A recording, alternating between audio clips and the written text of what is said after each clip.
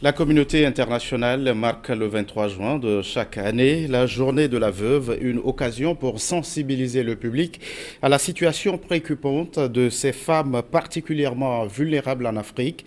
Nous en parlons sur ce plateau avec un homme qui a décidé de consacrer son énergie à défendre la cause de la veuve. Docteur Charles Birega est notre invité. Merci d'avoir répondu à notre invitation. C'est moi qui vous remercie. Vous êtes le président du Fondavo, le Fonds d'aide aux veuves et aux orphelins. Docteur Charles Birega, qu'est-ce qui vous motive à dédier votre énergie à la défense de la cause de la veuve? Effectivement, c'est une question qui m'a été posée plusieurs fois. Comment j'en suis arrivé à défendre cette cause? C'est tout simple. C'est que j'ai été orphelin à 11 ans. Ma mère était veuve avec 6 enfants, dont j'étais le second. Le dernier avait 2 enfants. Et j'ai été le témoin oculaire de tout ce qu'elle a souffert.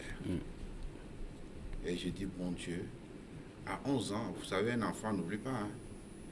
Ça m'a martyrisé, ça m'a traumatisé. Et je me suis posé mille et une questions. Je n'ai pas eu de réponse. Et quand Dieu m'a donné aussi d'avoir une place dans la société, j'ai dit, voilà une cause que je dois défendre. Car j'ai des filles. Si demain quelque chose peut arriver, malheur peut arriver, j'ai des sœurs, j'ai des tantes, j'ai des cousines. Je ne souhaiterais pas que ce qui est arrivé à ma mère arrive aux autres. Alors qu'est-ce qu'il faut faire? Il faut se lever et avec la foi en Dieu, essayer de voir comment on peut faire évoluer le statut des veuves. Et je le fais, ça fait depuis 1995. Ça fait donc 23 ans que je suis dedans. Alors, ce que vous décrivez, docteur Charles Birega, il y a plusieurs dizaines d'années de cela, que votre propre maman a été victime de certaines pratiques. Alors, est-ce qu'aujourd'hui, on le vit toujours? Les veuves le vivent toujours? Comment décrivez-vous la situation de la veuve? Malheureusement, c'est devenu aujourd'hui monnaie courante. Parce qu'il n'y a pas de semaine où je ne reçois pas de vœux dans mon cabinet. Et faisant état de ses souffrances, des rites de veuvage, de la spoliation des biens. Pas plus tard qu'hier, on est jeudi, j'ai reçu un papa avec sa fille qui a perdu son mari, marié. On est en train de chercher à leur envoyer de domicile conjugal. À Lomé ici. Vous avez reçu une mère et sa fille? J'ai reçu une mère et son papa, mais la fille, c'est le père que je connais, mais la fille est veuve, le mari décédé, on veut la renvoyer. On est même parti saisir tous les documents de la maison. Actuellement, elle n'a pas en possession. Alors qu'elle était avec son mari, mariée légalement. Et c'est un problème que je suis en train de traiter hier déjà. Donc, c'est monnaie courante. Et ne parlons pas encore dans les villages. Je dis aujourd'hui que la situation des veuves en Afrique et au Togo, c'est comparé à la situation des esclaves. Et je pèse mes mots. Nous les traitons comme des esclaves. Il y a un déni des droits complet. Et une barbarie inouïe à travers les rites de veuvage, comme ce qui se faisait au temps de l'esclavage. Nous sommes en train de traiter des êtres humains comme... Et il y a une indifférence totale de la société, comme si elles méritaient leur sort, comme ce qu'on faisait aux esclaves. Alors, comprenez-vous, est-ce qu'il vous est arrivé de comprendre un peu pourquoi les veuves doivent subir de telles Je crois que ça, c'est... souffrances? Oui, c'est un héritage, au fait, de notre tradition, de l'animisme, qui était la religion de nos ancêtres. Et, et ajouter aussi à d'autres choses qui ne viennent pas de nos ancêtres, hein. Mais c'est essentiellement lié à ça. Et les traditions, les cérémonies, par exemple, les rites de veuvage, c'est lié à nos traditions, etc. Et puis, vous savez, dans le temps même, la fille n'héritait pas de ses parents. C'était les garçons. Donc, c'est un héritage. Mais aujourd'hui, nous sommes au siècle de l'Internet, nous sommes au XXIe siècle. Le droit doit évoluer, le statut juridique des veuves doit évoluer, la situation sociale doit évoluer. On ne peut pas se développer et laisser en marge toute ces veuves-là, tout simplement parce qu'elles ont perdu leur mari, alors on les met en besoin de la société. Je dis, c'est pas normal. Et d'autant plus que, ce faisant, les enfants qui sont en charge, c'est-à-dire les orphelins, c'est eux qui viennent grossir les rangs de la délinquance juvénile et même des rébellions. des rébellions. Vous savez, les rébellions aussi en Afrique, mais ceux qui grossissent les rébellions, ce sont les orphelins. Aucun parent digne de ce nom ne peut laisser son enfant aller prendre des armes pour entrer dans une rébellion. Souvent, la plupart, les assoiffés de pouvoir vont le recruter les orphelins. Des enfants aigris contre la société, laissés à eux-mêmes parce que derrière ça, il y a une veuve qui a été opprimée, qui a baissé les bras. Et voilà. Et donc, notre société est en danger. Alors, on mène toutes ces pratiques sous le sceau de la tradition, vous le reconnaissez. Sur la tradition. Est-ce que vous avez le sentiment qu'on peut l'abandonner?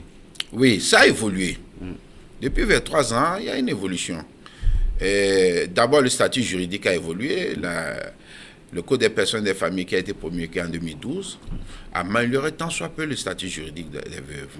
Avant, on pouvait l'expulser du domicile conjugal parce qu'elle refusait de subir les rites de veuvage. Maintenant, on ne peut pas l'expulser, seulement le délai de 30 mois, on veut qu'on l'enlève. Deuxièmement, les rites de veuvage, quand c'est contraire aux droits de l'homme, la veuve peut refuser. Mais nous, Fondavo, on milite pour l'abolition pure et simple des rites de veuvage. Cet article, l'article 411, j'ai dit, c'est viole les droits constitutionnels de la veuve.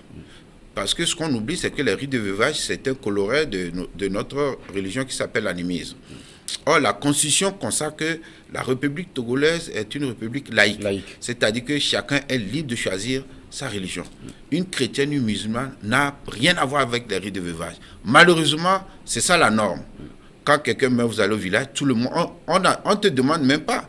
Et quand tu refuses, tu es au banc des accusés. Et vous avez, pour vous, cet article viole le principe de laïcité de l'État. Les droits constitutionnels de la veuve. Et ça doit être changé. Nous disons qu'il faut, dans cet article, on doit écrire que les rites de veuvage sont abolis au Togo. Maintenant, si une veuve veut aller subir les rites de veuvage, elle est tranquille. Il faut que ce soit elle qui le décide. Peut-être qu'elle est animiste. Elle le fait parce que personne ne doit l'imposer. Voilà ce que nous souhaitons. Et le statut juridique a évolué, mais il y a d'autres articles qu'on doit changer. Par exemple, dans l'ordre de succession, les enfants viennent avant le conjoint survivant, notamment la veuve. Ce n'est pas normal. Parce que le conjoint survivant, la veuve, c'est elle qui a contribué avec son mari à ériger le patrimoine familial. En quoi les enfants doivent venir? On parle des enfants naturels. Bon Dieu, les enfants naturels n'auront pas plus de droits que la veuve à la maison. Et il y a un autre article qui dit que la veuve n'a droit qu'à un quart. Vous vous rendez compte?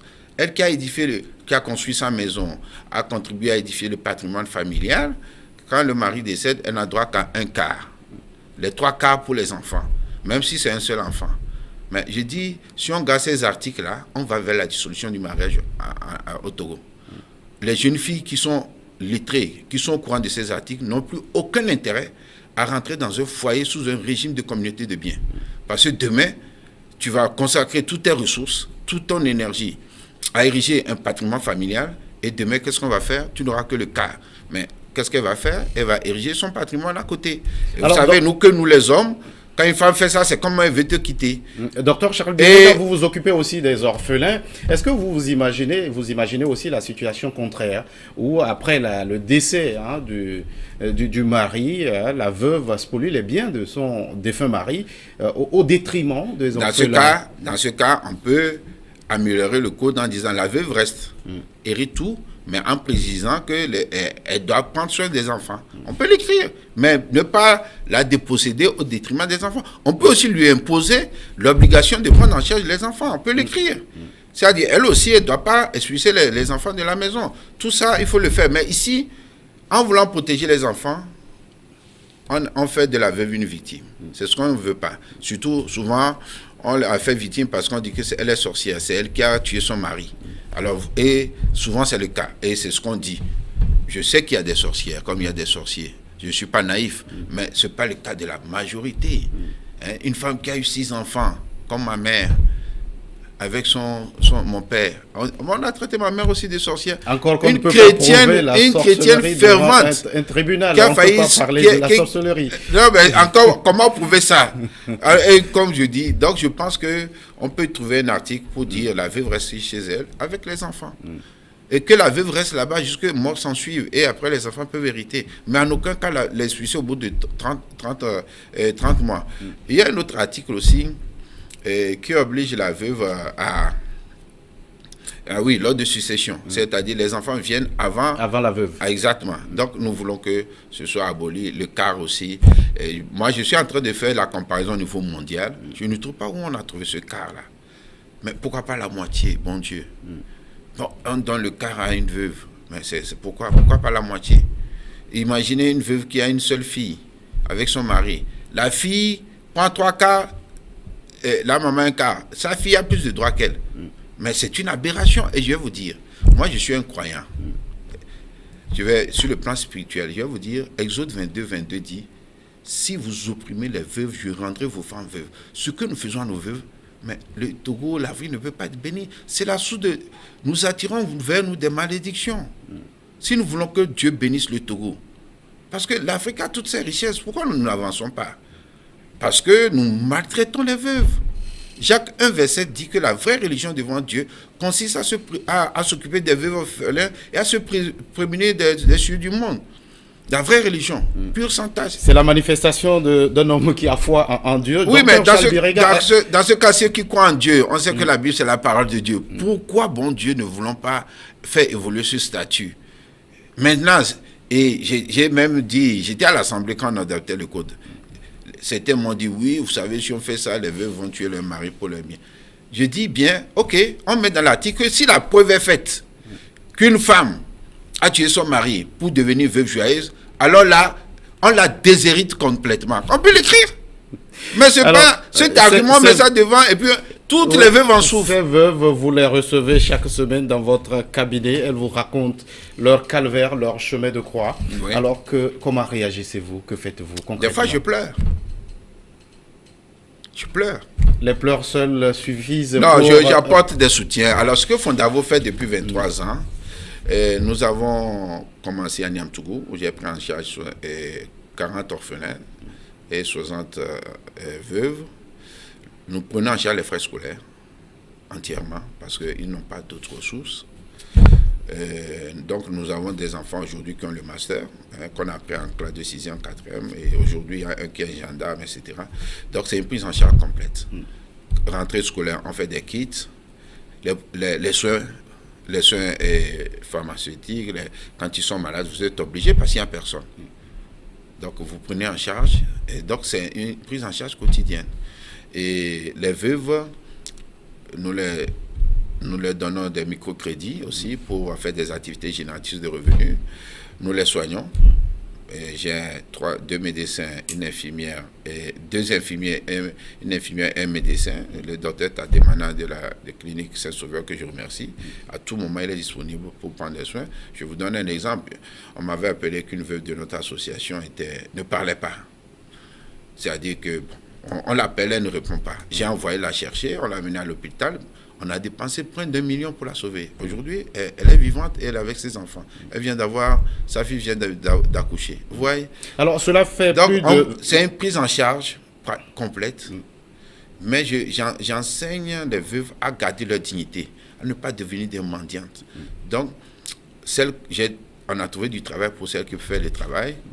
Et l'essentiel, c'est les activités génératrices de revenus. Et je remercie le gouvernement qui, à travers le FNFI, a octroyé aussi des microcrédits. Et nous remercions Madame la ministre des Affaires sociales, Madame Yachabré, la fois dernière, qui nous a fait des dons vraiment de vivre, non-vivre, que nous n'avons jamais eu d'un ministre. Donc, je tiens à la remercier sur ce plateau et que Dieu la bénisse. Donc, c'est une lourde charge. Alors, cela fait plus de 20 ans que vous menez cette lutte. Vous avez reconnu que des progrès ont été faits en matière de protection des droits de la veuve. Ouais. Alors, il reste encore à faire. Beaucoup. Qu'est-ce que le gouvernement en face, vous faites un plaidoyer, qu'est-ce qu'on vous répond? Alors, on va faire du benchmarking. Vous voyez, au Gabon, on a créé une direction des veuves et orphelins. N'oublions pas que la journée internationale des veuves a été initiée par Madame Edith Bongo. Et pour que l'ONU, nous sommes à la 8e édition, chaque 23 juin, c'est nous qui passons qui fêtons ça. Et la fois dernière, la ministre était sous le haut patronat de la ministre des Affaires sociales, qui a été dignement représentée par son secrétaire général. Nous souhaitons qu'il y ait une direction générale des veuves orphelins. Et que ce soit un programme entier qui a un budget de l'État consacré à cela. Vous savez, allez en Europe, vous allez voir. aux États-Unis. Mais il y a une prise en charge des autres, les statuts, une prise en charge financière des veuves orphelins. Et quand le mari meurt, quand la veuve n'a rien, on lui donne ce qu'on appelle un logement avec l'APL. Elle a droit au RSA. Donc on ne la laisse pas. Et les enfants, il y en a même, il y a un statut des orphelins, on parle des pupilles de la nation. C'est-à-dire c'est l'État qui prend en charge totalement l'enfant jusqu'à 18 ans pour les enfants dont les parents sont morts au combat, etc. Mais alors, évoluer ici en créant aussi un statut pour ces orphelins, pour ces gens qui ont sacrifié leur vie pour la nation. C'est une façon d'aider les orphelins. Il faut un programme. Je vais vous dire une chose. Je dis souvent que le meilleur testament qu'un homme doit faire, c'est de lutter pour les veuves orphelins. Parce que demain, ça peut leur arriver. Vous savez, si nous voulons la paix au Togo, la paix, la vraie paix, je dis aux hommes riches, les gens, quand ils ont l'argent, qu'est-ce qu'ils font? Ils s'achètent des maisons, des terrains, ils font des biens pour que les enfants puissent hériter. Mais ces orphelins-là, si vous n'en occupez pas, ils vont troubler la paix. Et vos enfants n'auront pas le temps d'en jouir. Donc tout le monde doit s'en occuper. C'est votre appel, docteur Charles Birega. Nous avons vu sur ces images l'assistance juridique aussi que vous apportez à ces femmes. Est-ce que cette assistance, elle manque ou c'est plutôt un manque de volonté au niveau de ces femmes de dénoncer ce dont elles sont victimes? Bon, c'est vrai que j'ai vu des veuves beaucoup, c'est parce que nous sommes derrière elles beaucoup, on les traumatise, on les tape. Quand elles viennent réclamer leurs droits, on va même en conseil des familles, on les tape, on les intimide.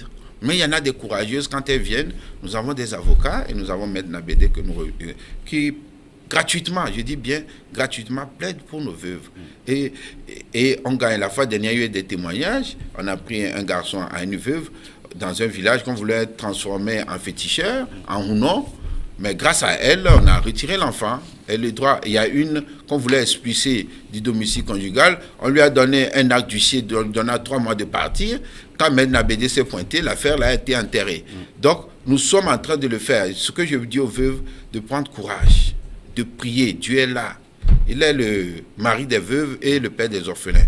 Docteur Charles Birega, il ne va pas les abandonner. Docteur Charles Birega, nous sommes arrivés à la fin de cet entretien. Voilà. Si vous aviez un dernier mot, que diriez-vous? Le dernier mot que je dirais, que ce qui tue la veuve aujourd'hui beaucoup, c'est l'indifférence.